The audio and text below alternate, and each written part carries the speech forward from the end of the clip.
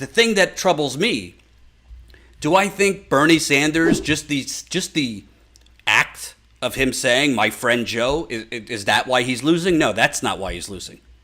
The reason Bernie Sanders is losing, and there's several reasons, many that are out of his control, which we've talked about here, the media rigging the election, the manufacturing consent, the media refusing to report on Joe Biden's lies. Could you imagine if the media would report as much on Joe Biden's civil rights lies as they report on the Bernie Bros, which a new report just came out, by the way, showing it's a myth, the Bernie Bros. It's not even a thing that they've been pushing.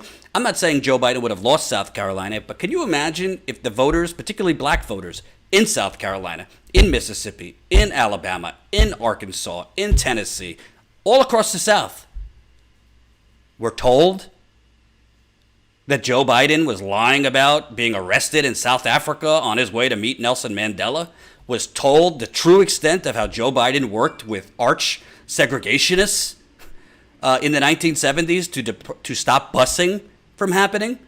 We're told that Joe Biden has publicly in black churches lied about joining in civil rights sit-ins. Yes, black voters, particularly older black voters, are more conservative. It might frustrate us, but put yourself in a black person's shoes for a second. I understand why they are more conservative. I understand why a lot of them are naturally predisposed to be against a message of revolution and political revolution.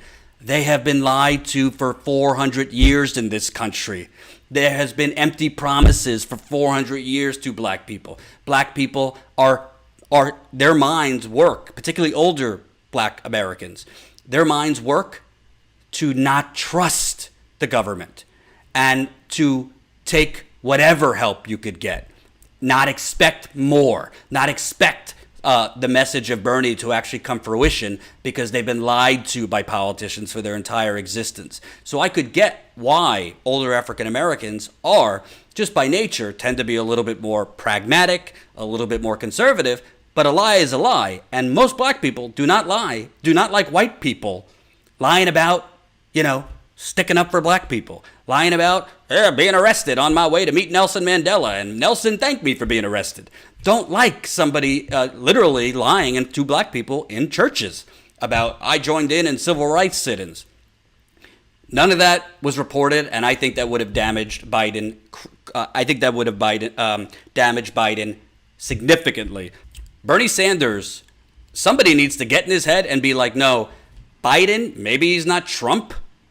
Maybe he's not that consciously racist. Maybe he's not that consciously of an authoritarian. But Biden is dangerous. Biden as president is dangerous for the very people Bernie, you champion. Joe Biden as president, we will still be perpetually bombing 9 countries. The people who right now are rationing insulin will still be rationing insulin. The people who right now are working 2 to 3 jobs, they're not getting any relief. So you got to stop because Joe Biden asked you out for dinner as a senator and was nice to you. That's all good and well. That doesn't mean Joe Biden isn't a neoliberal corporate servant. That's what he is, and you need to start treating him as such. And this whole notion, by the way, in a long, long sea of gaslighting, okay? This whole notion that Bernie, you can't go crazy on Biden because it's going to harm him if he wins the nomination against Trump. You don't want to give Trump and the Republicans any ideas. Are you kidding me? Do you think the Republican Party and the Republican National Committee, which, by the way, has over $200 million sitting there waiting for Joe Biden, do you think the Republican Party needs Bernie Sanders or Bernie Sanders' campaign or progressives on Twitter to give them any ideas on negative ads to put against Joe Biden? Let me tell you something, how politics works.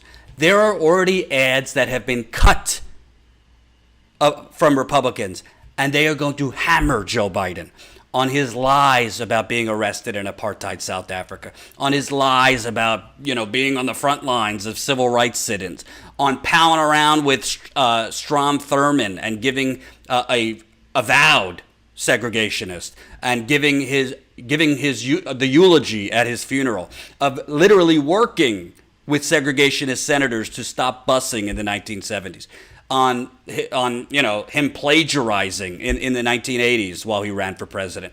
There is so many lies that the Democratic Party, that MSNBC, that CNN, that Bernie Sanders has not attacked him on.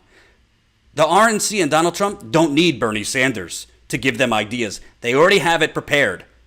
Not just that, and I'm going to play you, Jen highlighted this to me, and it's actually scary.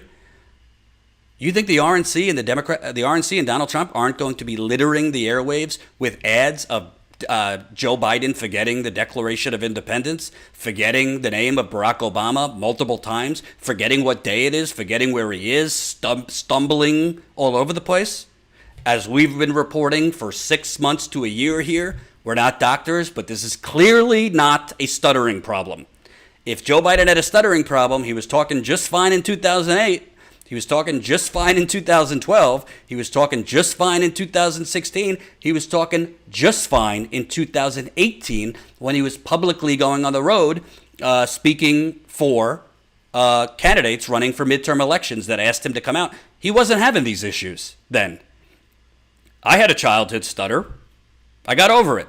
I mean, I'm 33. I'm not 77 like Biden, but there's a difference between having a stutter and forgetting dates, decades. You know, he gave a speech, he was talking last week. He thought he said he was vice president in 1976. I don't say this to mock Joe Biden. If Bernie Sanders if he thinks Donald Trump is an existential threat to the country, if he thinks we need, no matter what, even if it's with a candidate that I think is a corporatist pig, we need to defeat Donald Trump, and as such, I'm going to support the nominee. Well, Bernie, do you not see it as a threat to put somebody up against Trump on that debate stage in September and October, 3 debates that can't construct full sentences right now?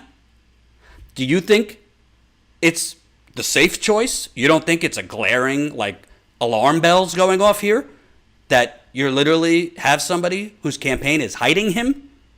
You don't think it's a problem when in this corona environment we are in now, where campaigns all they could do is live streams, teletown halls, that Joe Biden during a live stream, literally at one point, it seemed like he didn't realize he was still on and walked away?